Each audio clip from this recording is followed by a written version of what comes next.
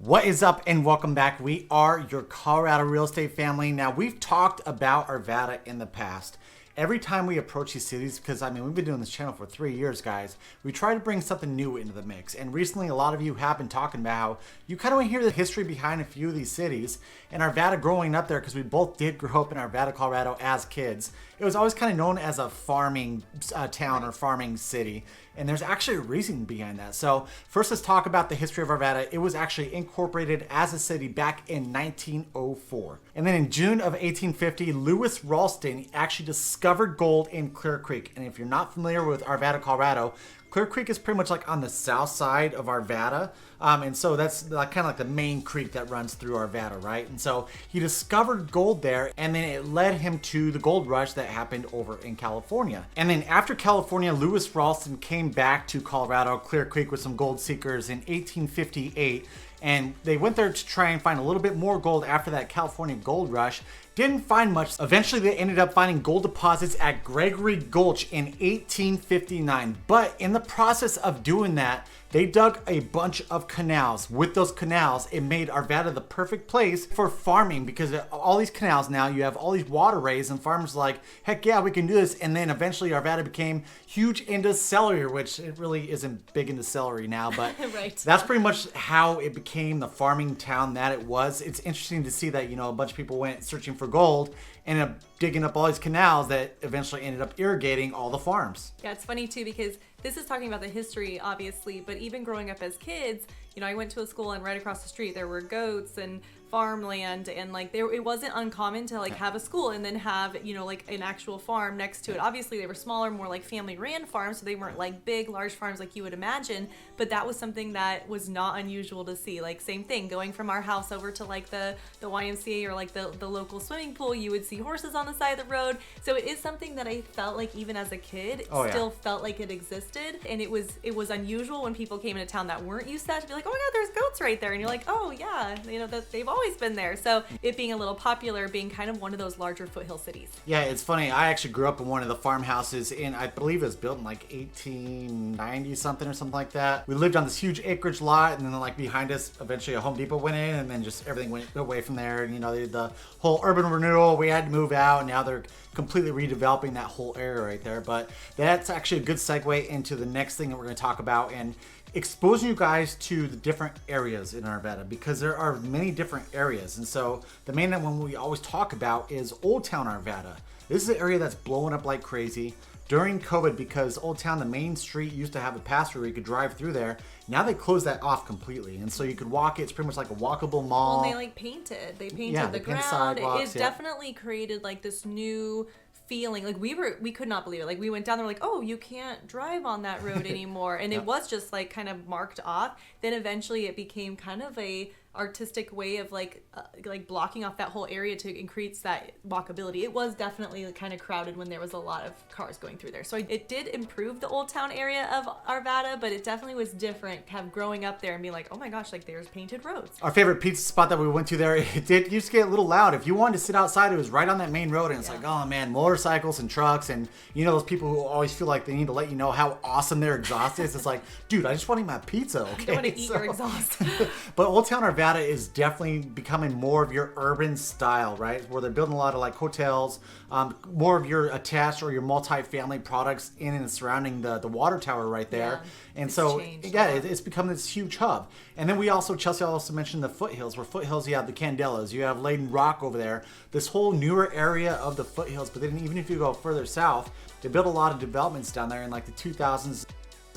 But yeah, that whole foothills area was really where a lot of people were desiring to live. And in that Layden Rock, Candelas area just blew up like crazy out of nowhere. It's funny too, because Table Rock, so we used to go over in high school, and we would play sports right up off of 93 right there, because that's where a lot of the big sports stuff would happen, our football games and things like that. But over by Table Rock Mountain, that was all open and just like there was nothing there. And Yep. then eventually now we have like little subdivisions all in and throughout there, which is awesome because Yeah. it's right next to Table Rock Mountain. So I mean, mountain. It's nothing like our mountains, right? It kind of feels more like a foothill, but you do have, because you have that right there, it does bring in kind of some of those, you know, outdoor lifestyles of the biking and hiking and things right outside the door of these subdivisions, which is really cool. But it is like little pockets of new homes all throughout there that used to just be where we drove, that was like no lights or Yeah. anything like that leading to the foothills.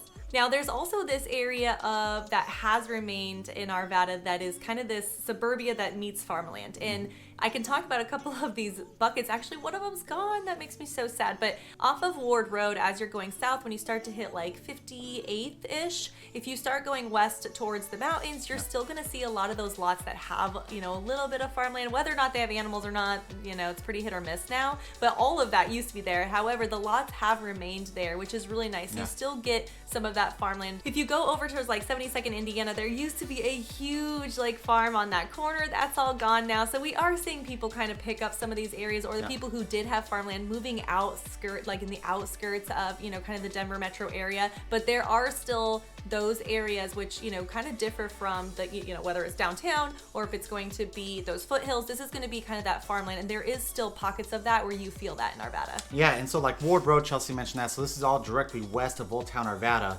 This is where you're going to see a lot of houses that were built in the, you know, the 60s, even the 50s, 70s, and 80s.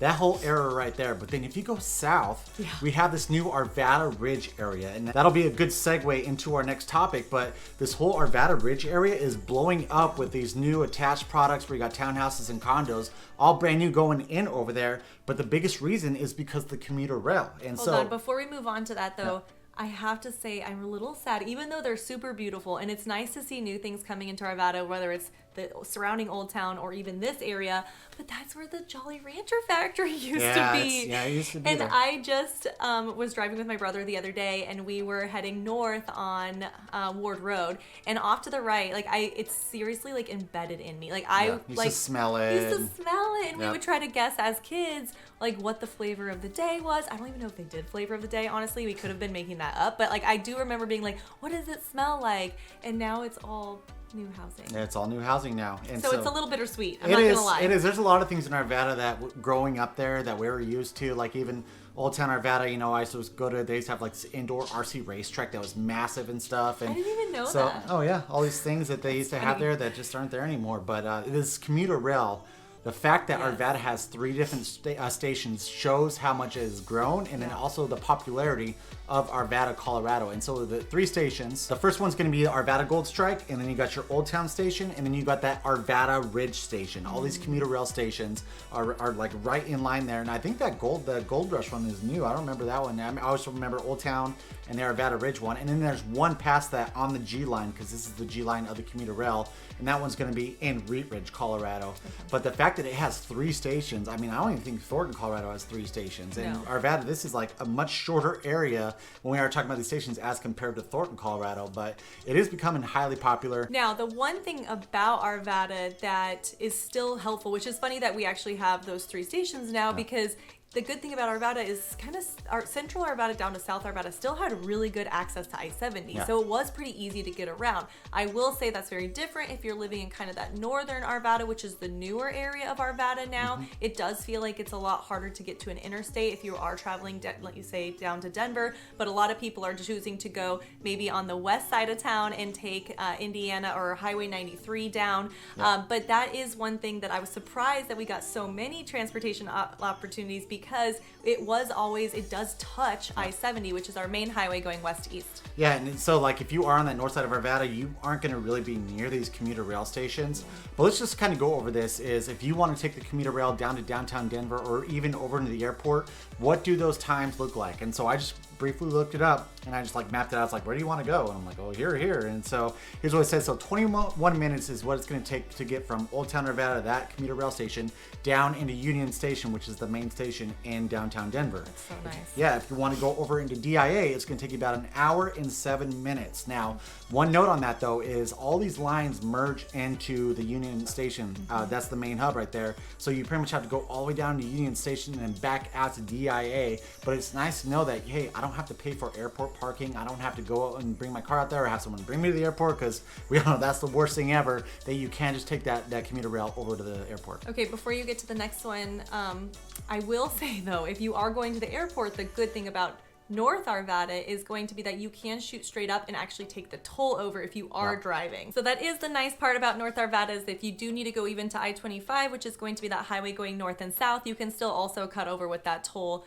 There's a couple other major roads, but it's interesting though that the commuter rail is actually not the most convenient when going to the airport, but very convenient when going downtown. Yep, that's true. And so then that actually leads into our next thing we're going to be talking about, is the proximity of Arvada to a few different things via car. We're talking about taking the car, not the commuter rail. And so if you want to drive down to Denver, we're pretty much all these times are from Old Town Arvada, or the heart of Arvada. You're looking at about a 22-minute drive down into downtown Denver. Now, again, this is without traffic, so if you hit traffic, that's going to be much longer. If you are looking at going over to DIA or Denver International Airport, you're looking at about 33 minutes. And if you want to hit up the ski slopes, we usually look at Loveland Ski, which is going to be one of your closer ski resorts to go to. You're looking at about 55 minutes. Now, this one right here, that is going to be rare, guys, because think about it. When you hit that ski traffic during season, I'd always say double that. So I'd say plan on probably about 2 hours with traffic getting up to Loveland Ski. Yeah, the other thing too is traffic is going to change those numbers so much, because I-70, like I said, was the main interstate going, east to west. And so, as you can imagine, it being the #1 highway, like that will change that number pretty quickly. So it might actually make sense to take the commuter rail. And even though they sound almost similar, if you're looking at from one to the other, the one thing you don't have to deal with the commuter rail is obviously going to be that traffic. And we have come to that time when you talk about the real estate. What is the real estate looking like in Arvada, Colorado? It's actually looking pretty damn good. So that's good to see, with our market being the way it is with the interest rates and all that stuff. So let's look at that overall median sales price. When we talk about the overall, we've got your attached and your detached products. And to one number, you're looking at a median sales price of $640,000. And that is up 8.02% year over year. We're talking March of 2023 over into March of 2024. So that's kind of cool that we see the numbers are going up a little bit. I guess unless you were planning on buying last year and wait till this year, and now it's more expensive or something like that. All right, cool. So now let's break into your single family homes. You got a median sales price of $680,000, and that is up 11.48% year over year. So it's up even more than your both of them put together. And this one I really don't get, because the overall is lower than both of these numbers, but your attached or your condos, townhouses, and row homes, median sales price of $437,000, and that is up 19.59%, almost 20% year over year. I think a big reason for this is that Arvada Ridge area that we were talking about. You have a bunch of luxury condos and townhouses going in over there. The price points are a little bit higher, so I would not doubt it if this is what's driving that number up. Well, the other thing too is Arvada was pretty suburbia before this, and so having Old Town and then some living opportunities around that, and then now that whole area, I think people who wanted to live in Arvada that couldn't go the single family home or traditional, home style, is now having an opportunity to live in Arvada with a lower price, and then also that kind of low maintenance accommodation. So that is one thing that I think is changing Arvada. Is it used to just be all single family homes, and now we are starting to have these little pockets of kind of this walkability and playing, right? That whole urban lifestyle that we talk about. Yeah, guys, this is something that we are seeing all over Colorado, where if you have a commuter rail station right there, you have developers coming in who are building this type of lifestyle. That's where we get Superior Downtown, Westminster Downtown. Even though those places do not have stations yet, there is projections that they will get one. So it's like you pretty much could experience the same lifestyle as Denver without having to live inside of Denver.